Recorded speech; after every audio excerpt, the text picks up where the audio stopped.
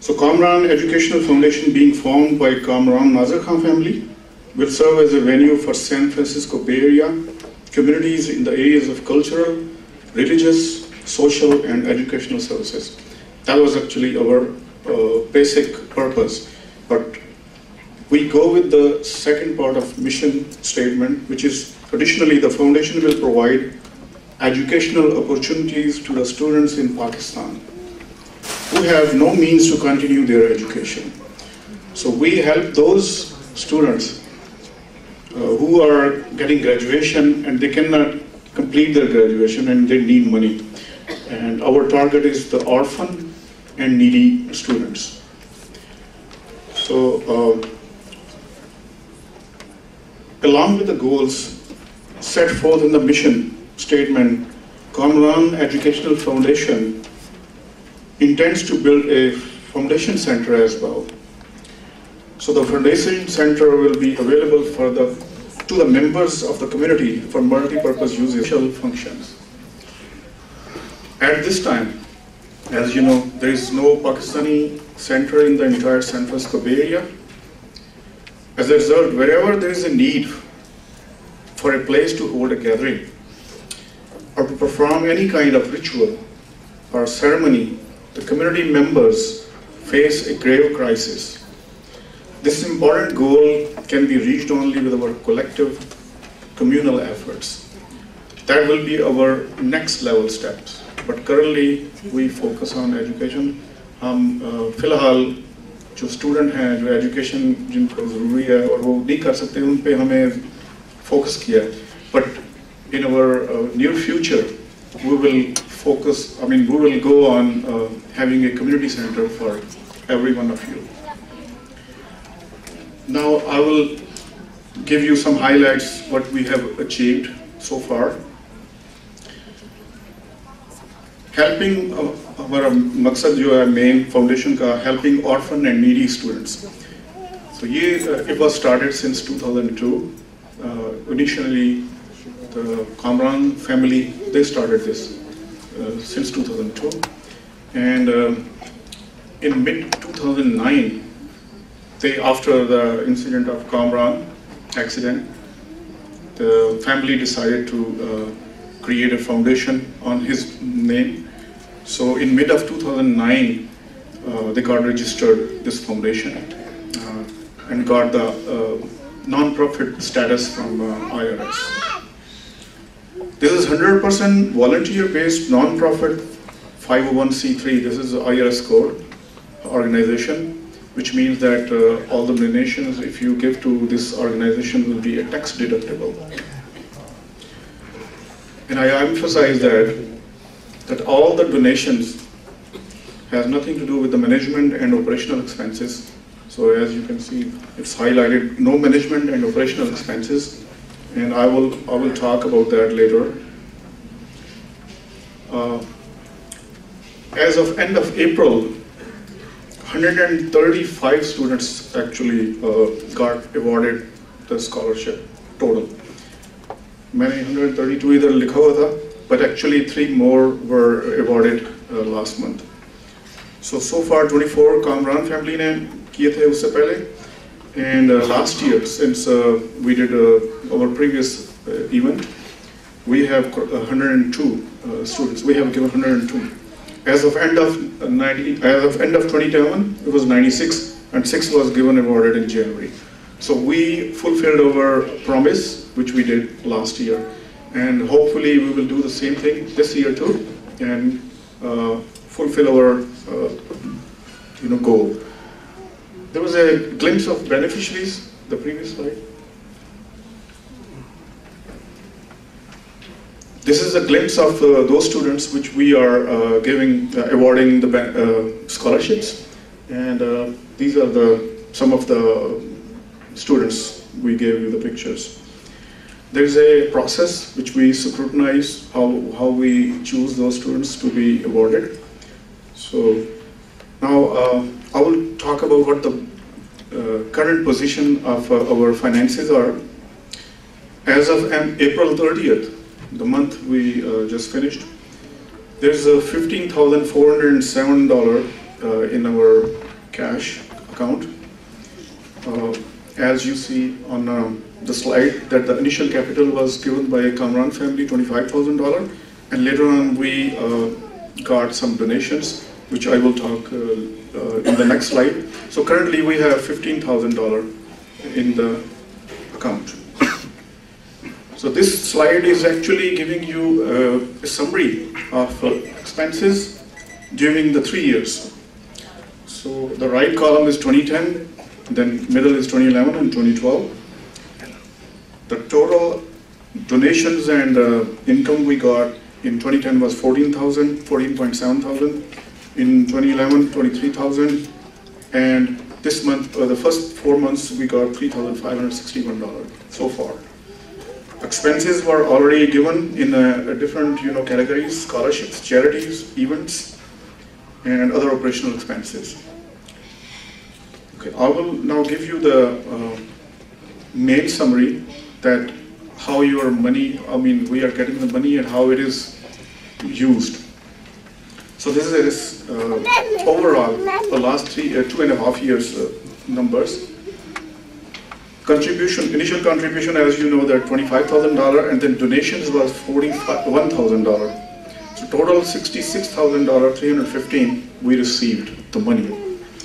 Out of that, $33,300, which is 111 students, we gave the scholarships. The others is charity. So right now the net balance is $15,407. And if you see the next column, the middle one, it shows that Kamran family, how much they donated, and the rest of the other people's. This slide actually proves that, which we earlier said, that 100% donation goes to scholarships. So you can see that in other column, the whole amount is applied to the scholarship. So it's mean whatever you are donating is going directly to the needy students. And the amounts which operational expenses and other expenses, Kamran family is actually covering those expenses. So you can be sure that all of your money goes to the needy people. That is my the brief information that I want to share with you. And the slide will show you there is a form. This is a scholarship form which we use to give to the students, which they apply to us. And the next is a donation form. So every table has an envelope and informations. So please give generously, and keep in your mind that all of your money goes to the orphan and needy people. And don't be worried that the money will not be spent to the cause. Our main cause is actually our focus. So that's it from me. And if you have any question and anyone want to see our documents, you can get an appointment and then we can show you, and everything is open. We have a web page, and there's a slide. You can see there's a web page on there. You can go on the web page and see what the activities are going on. And every quarter we update the information. So if anyone has a question or concern, they can talk to me or raise a question. Thank you.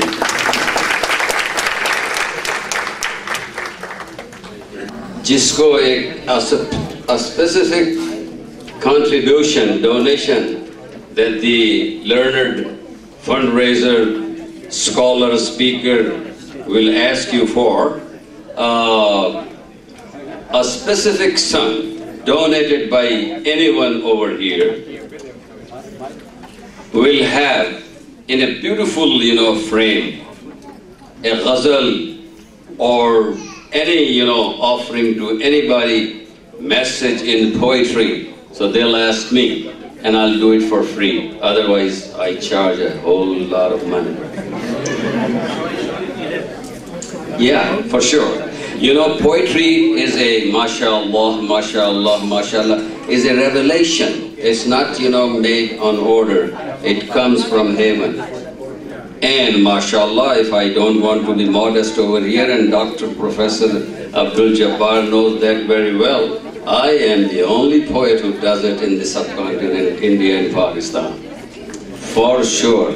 So आपको जब भी माशाअल्लाह किसी कलाम की ज़रूरत हो, आप जावेद सैयद अपने खादिम भाई को कांटेक्ट कीजिए, और एक ख़ास रकम जब आप इस फाउंडेशन को देंगे तो एक दफ़ा आपको मैं आपकी ज़रूरत के मुताबिक वो नज़्म आपके बच्चे की सालगिरह पर हो, आपके किसी बच्चे की शादी पर हो, आपकी शादी की सालगिरह पर हो, जो कि आप खूब मनाते हैं और मनानी चाहिए भी रोमांटिकली, फुल्ली रोमांटिकली, तो फिर मैं आपको वो नज़्म लिखकर भेजूंगा। सुना आपने? बल्कि मैं उसको वेबसाइट भी कर दूंगा, बल्कि मैं उसको यूट्यूब पर खुद बोल भी दूंगा, इसलिए कि मैंने अपने घर में एक छोटा सा स्टूडियो बना लिया है जिसका नाम है सैन फ्रांसिस्को स्टूडियोज। तो खैर ये मैं कोई पब्लिसिटी नहीं कर रहा, ना प्रमोट कर रहा हूँ अपना स्टूडियो को, मैं तो एजुकेशन फाउंडेशन के लिए कह रहा हूँ कि जिसने 5000 दिए उसकी एक गजल ऐसी हो गई कि आप याद करेंगे इंशाअल्लाह। ये तो गारंटीड है ना इंशाअल्लाह कि नज़्म ताज़ा और बिल्कुल ताज़ा, कोई पुरानी उसमें तकियानूसी और पुरानी रिवायत नहीं होगी, बिल्कुल ताज़ा महकते हुए अशार, जिस तरह गुलाब का फूल मौसम बहार में, उस तरह नए और तरोताज़ा अशार, उनको फ्रेम किया जाएगा, आपको भेजा जाएगा। 5000 वालों के लिए ये भी एक इनाम है। तारीखी चीज़ें होती हैं, ये बहुत तारीखी, ये हिस्ट्री होती है, रिकॉर्ड होती है, लाइब्रेरी होती है। आइए डॉक्टर जब्बार साहब तशरीफ लाइए, and please introduce our speaker for this evening, Dr. Professor Bakhri. Now Dr. Abdul Jabbar, our own professor of the world.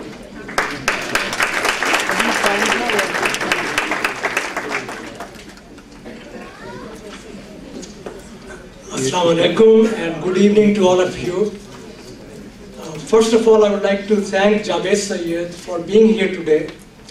I think all of you may be knowing that he lost his sister just slightly over a week ago, and it is very stressful time for him, but he took the time and he offered to help us in this wonderful event. So thank you, Javed, for that.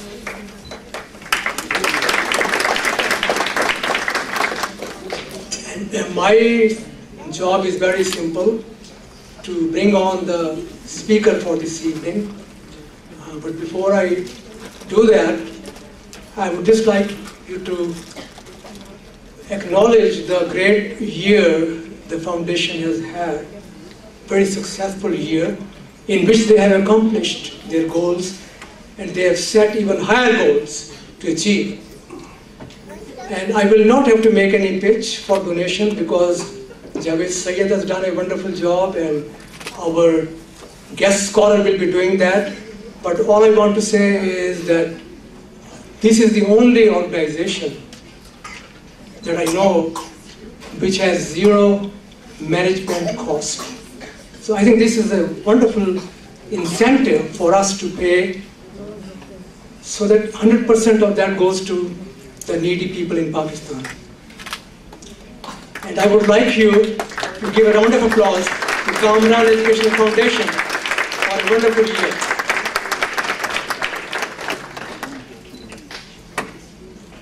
Before I ask Brother Aladdin to come to stage, I want to give you a little bit of the background. He has a long list of credentials, and I couldn't memorize all of them, so I had to write down some of the notes. I heard him a few years ago in San Jose at a fundraiser, and he was knowledgeable, compelling, funny, delightful. And when Nazir Khan asked me about my opinion as to who we should have for today's function, I had no hesitation to say that Brother Aladdin is the person. So by way of background, I would like to read to you a few facts. That he is a prominent Islamic scholar. he is so much in demand that you have to book him at least 6 months ahead of time in order to have his presence at an event. He began his study of Islam at a young age in North Africa and continued his education in the Islamic sciences in Jordan, learning from preeminent scholars in the Muslim world. His father was the Imam of Al-Aqsa Mosque in Palestine.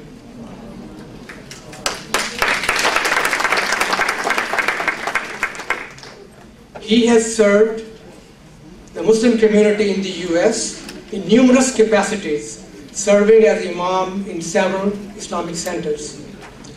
Among his numerous duties, he also teaches at various institutes, including MCA in Santa Clara.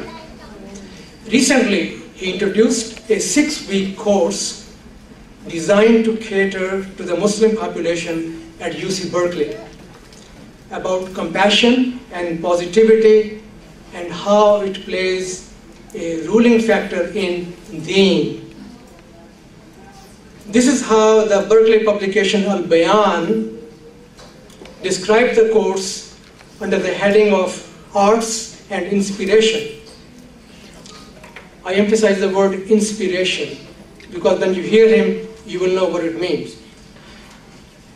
Sheikh Aladdin al-Bakri opened the course with an explanation of how we can strive to reinforce our means of worship. He is also on the faculty of Al-Madina Institute. The mission statement of Al-Madina Institute is enriching individuals by cultivating the capacity for inward excellence and outward service to the community. Today, he will speak about the importance and benefits of charitable giving in Islam. The warmth with which you welcome a speaker, now remember what I'm telling you now, the warmth with which you welcome a speaker determines the warmth and enthusiasm that he will present before you when he talks to you. So with those words, please welcome Brother Aladdin.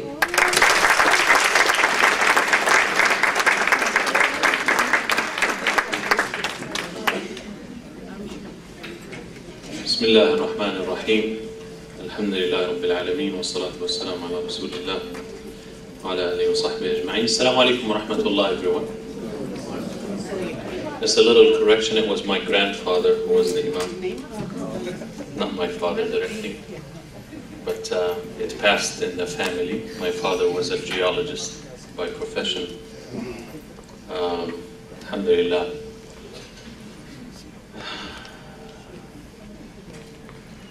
When the brothers called me to speak this evening, they did not call me early enough.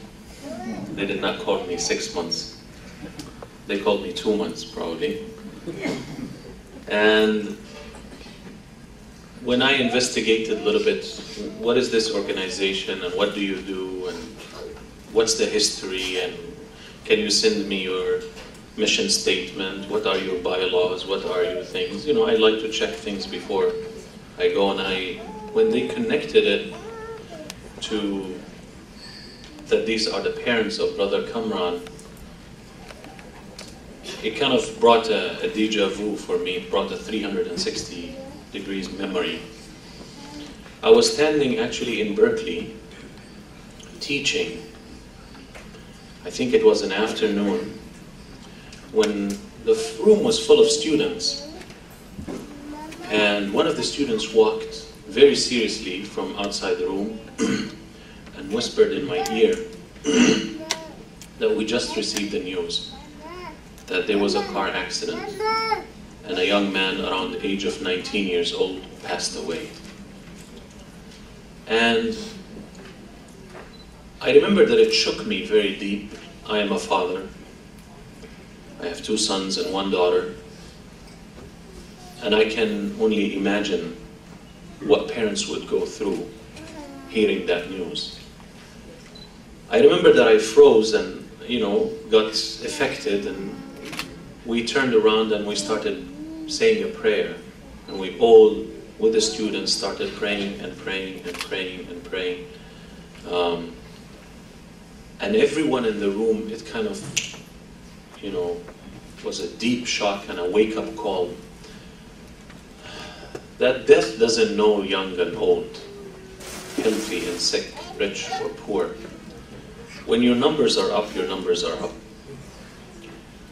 And I think that's why we have faith, and that's why our faith helps us at these moments as believers.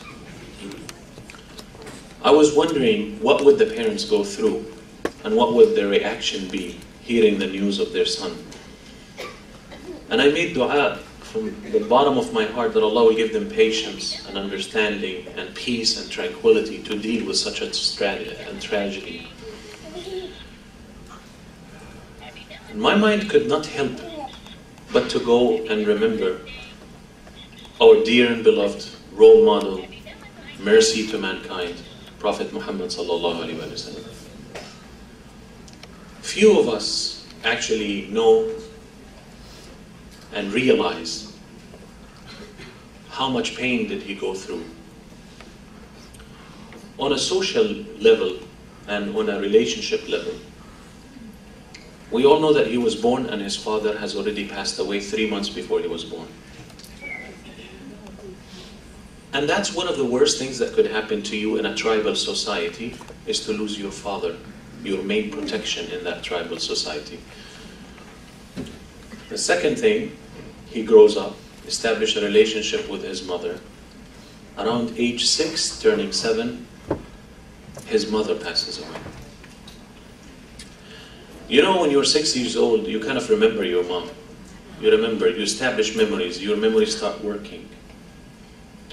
And that was the second time that the Prophet goes through this, being an orphan for the second time. We all know the only one who's more loving and caring than your own parents are your grandparents. When a child wants to run away from his parents because he knows he has done something wrong, where's the only way he can go?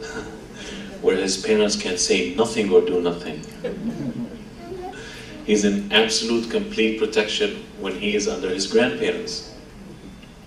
So he established that connection with his grandfather, and his grandfather gave him that love, wanted to fill that hole in the heart of this child. It's narrated that Abdul Muttalib used to sit on a rug next to the Kaaba, and out of respect, he had 10 sons. One of them passed away, which is Abdullah, the father of the Prophet. 9 sons will sit around him. None of them will sit on the same rug that he's sitting on. They will sit around him out of respect. They will not even sit on the same rug. Not them, not their children, not their grandchildren, except when Prophet Muhammad used to come. As a 7, 8 years old, running right and left, and running right into the lap of his grandfather, and sitting there, and the grandfather putting his hand on the shoulder of his grandson, and he says, I feel that this son of mine is set up for a greatness in life, set up for greatness in life. I don't know what it is, but I feel it. I see it in his face. They say Abdul Muttalib had a light in his face. When his wife gave birth to Abdullah, that light moved from his face to his son's face. When Amina became pregnant with the Prophet Muhammad sallallahu alaihi wasallam, that light disappeared from his face, and when the Prophet was born, that light was apparent in his face. That when he walks in the dark streets, of Mecca, in his childhood, between homes, people would say, it is as if there is a Badr, a moon moving with him wherever he goes to light his way, as a child. So this man grows up and moved to his uncle's house because his grandfather died at age 8. How many times can you be an orphan? First your father, then your mother, then your grandfather. How many times can you take it? You grow up, and you grow up with your grandfather, with your uncle, Abu Talib. Abu Talib takes care of the Prophet. The Prophet is growing up. By age 13, the Prophet realizes, his eyes open to the world. He's not a child anymore. He's aware of his surrounding. The Prophet looks around and he says, oh my God, my uncle has many children. And he feeds the pilgrims. And he feeds everyone. And I don't want to be a burden on him because he was poor. He's feeding everyone, you know, taking honor in feeding the pilgrims. But at the end of the day, he has nothing left for his children except whatever meal is there. And he found out that his uncle and his wife, Fatima bint Asad, the wife of Abu Talib, is giving him food and prioritizing him over her own children. So he realizes that. He said, I'm not going to be a burden on my uncle. I'm going to get out and I'm going to work. But what can he work 13 years old? What education? What opportunities are out there for a yatim? He started with the lowest job in Mecca, not knowing that that job was his road to prophethood and to greatness. And that job was, he was an orphan. I'm sorry, he was a shepherd for the sheep.